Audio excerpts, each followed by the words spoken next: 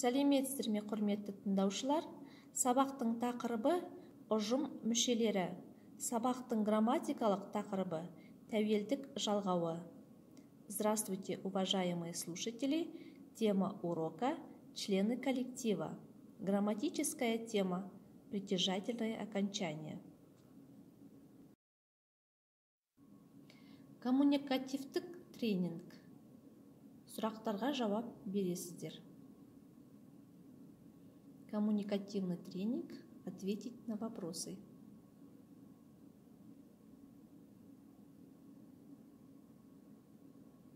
Жаңа сөздермен танысайық. Ознакомимся с новыми словами.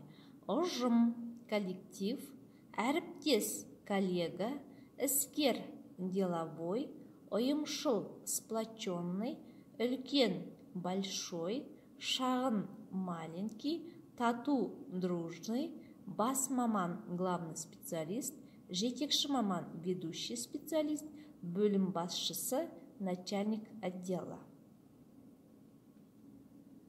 Бірінші тапсырма сәйкестендіріңіз. Первое задание нужно сопоставить правильное сочетание. Например, мысалы, іскер адам, еңбек өтілі. Арғарай солай жалғастырасыңыздар. Екінші тапсырма. Берілген сөз тіркестерді және сөйлемдерді орыс тілінен қазақ тіліне аударыңыз. Второе задание. Нужно будет перевести данные предложения и словосочетания. Например, деловой человек, іскер адам, большой коллектив, үлкен ұжым и так далее. Также продолжайте. Солай арғарай жалғастырасыздар.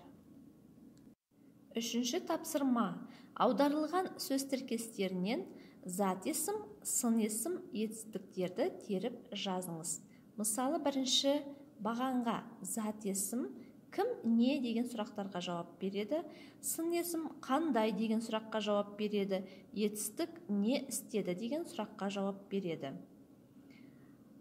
Третье задание. Вам нужно будет ввести имена существительные, имена прилагательные, глаголы из переведенных фраз, то есть из переведенных словосочетаний и предложений. Төртінші тапсырма. Мына суреттерге қарап сөйлем құраңыздар. Четвертое задание. По рисункам составить предложение. Грамматика, тәуелдік жалғау. Берілген кестемен танысыңыздар. Тәуелдік жалғау – это притяжательное окончание, либо окончание принадлежности. Вам нужно будет ознакомиться с данной таблицей. Сегізінші тапсырма. Кесте бойынша өзіңіз туралы жазыңыз. Восьмое задание. По данной таблице нужно заполнить эту графу. Түйіндеме. Это резюме. Аты жөні, имя, фамилия, туған жылы, айы, күні, когда вы родились, в каком году и так далее. Үйге тапсырма, домашнее задание. Жаңа сөздерді есте сақтау. Запомнить новые слова и выучить. Грамматикаға байланысты 5 сөйлем жазып келу. По грамматике нужно будет составить вам 5 предложений. Осымен сабағымыз аяқталды.